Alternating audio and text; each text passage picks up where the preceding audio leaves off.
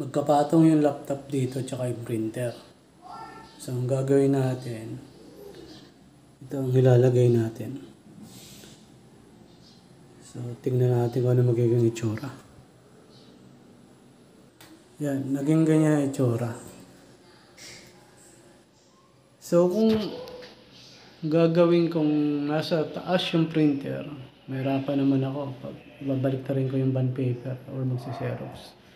Kailangan ko pang tumayo. Kasi yung monitor naman, connect pa lang sa laptop. So, doon na lang sa taas yung laptop.